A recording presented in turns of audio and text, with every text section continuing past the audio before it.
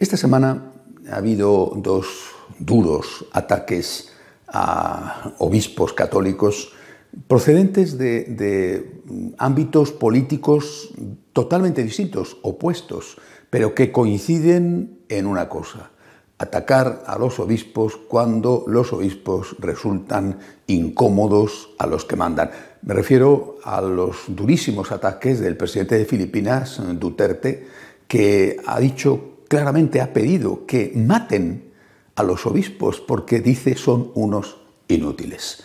O los ataques de Ortega, comunista en Nicaragua, dictador comunista en Nicaragua, que ha dicho que los obispos son terroristas y que están aliados con la oposición para dar un golpe de Estado en el país. Uno dice que los maten y pide que maten a los obispos filipinos porque los obispos filipinos se están enfrentando al presidente en la lucha contra la droga que lleva el presidente, pero que la lleva sin respeto ninguno a los derechos humanos. Unos piden que los maten y el otro dice que son terroristas, o sea que algo parecido.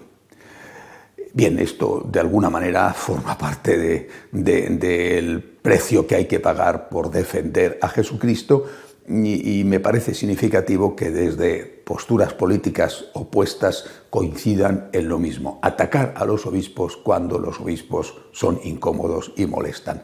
Pero me parece aún más grave que, si no, estas palabras y estas acusaciones tan duras, pedir que maten a los obispos es tremendo, ¿no? Pero me parece realmente aún más grave, si cabe, el hecho de que dentro de la propia Iglesia crezca la desafección, la crítica, el alejamiento de cada vez más fieles católicos hacia su jerarquía y en particular hacia los obispos. La cosa comenzó cuando empezaron a destaparse los casos de pederastia en el clero y también en algunos obispos, y sobre todo cuando empezó a saberse que había habido situaciones, personas que habían cometido esos abominables delitos de abusos a menores y que habían sido, entre comillas, al menos protegidos por los obispos, porque en lugar de cortar radicalmente con aquellas situaciones, pues los habían cambiado de parroquia, favoreciendo así que cometieran nuevos pecados, nuevos delitos.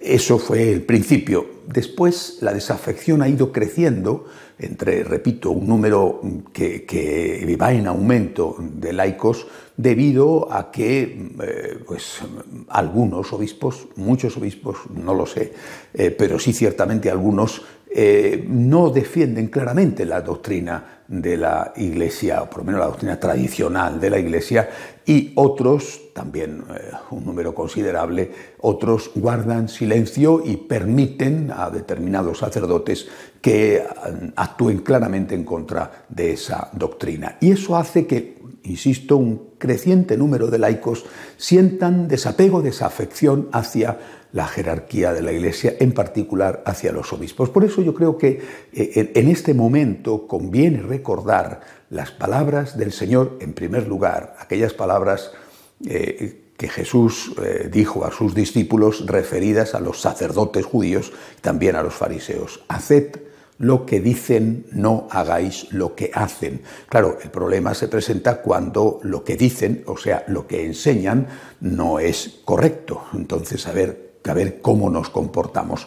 Hay un personaje en la historia, un personaje fuera de toda duda por la elevada santidad de su vida, me refiero a San Francisco de Asís, que trató este tema porque en su época, muy distinta de la nuestra, pero sin embargo también había un elevado número de sacerdotes y de obispos que llevaban una doble vida, con lo que se llamaba entonces las barraganas, es decir, las señoras con las que vivían en concubinato y que al menos en las aldeas era fácil de detectar.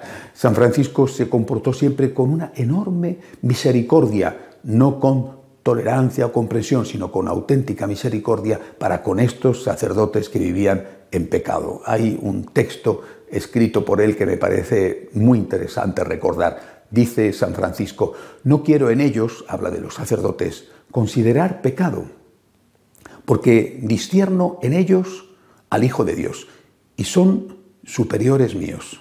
Y lo hago por esto, porque nada veo corporalmente en este siglo del mismo Altísimo Hijo de Dios, sino su santísimo cuerpo y su santísima sangre que ellos reciben y ellos solos administran a los otros.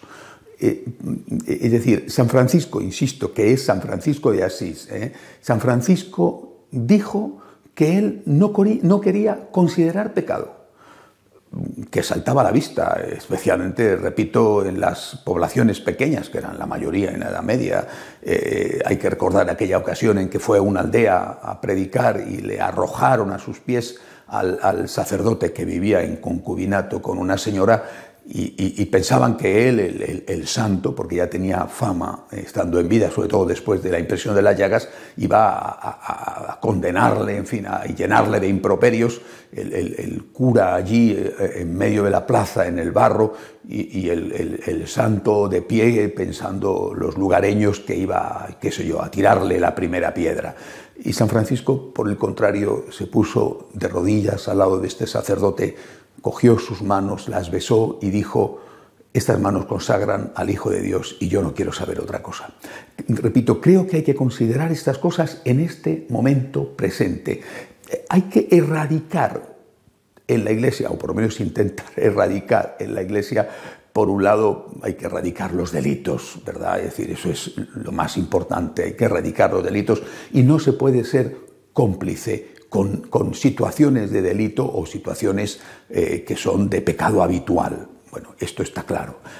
Para eso hay que claramente predicar la conversión para todos, no solamente para algunos. Pero a mí me parece, puedo estar equivocado, que por parte de algunos se está produciendo una especie de caza de brujas y se han arrogado el derecho a juzgar a los demás como si ellos no tuvieran ninguna culpa, y a lo mejor no tienen culpa en ese punto en el que están juzgando a los demás, pero probablemente lo tienen en otros aspectos. Pienso en otra noticia de esta semana, lo que le ha ocurrido a Monseñor Wilson, ex arzobispo de Adelaida, en Australia. Monseñor Wilson fue acusado de tolerancia o de permisividad con un sacerdote pederasta. Bueno, sus propios compañeros del episcopado reclamaron públicamente, el presidente de la Conferencia Episcopal Australiana entre ellos, me imagino que no todos los obispos australianos, pero varios, y entre ellos que el presidente del episcopado, reclamaron públicamente que dimitiera.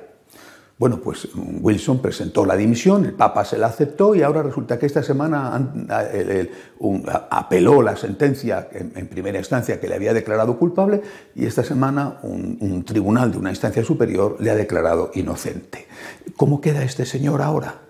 Además que está enfermo de Parkinson y con un principio también de Alzheimer. ¿Cómo queda este señor que ha sido arrastrado por el lodo por sus propios compañeros del episcopado? Insisto, creo que hay una presión creciente desde fuera que encuentra eco dentro de la Iglesia a atacar a los obispos.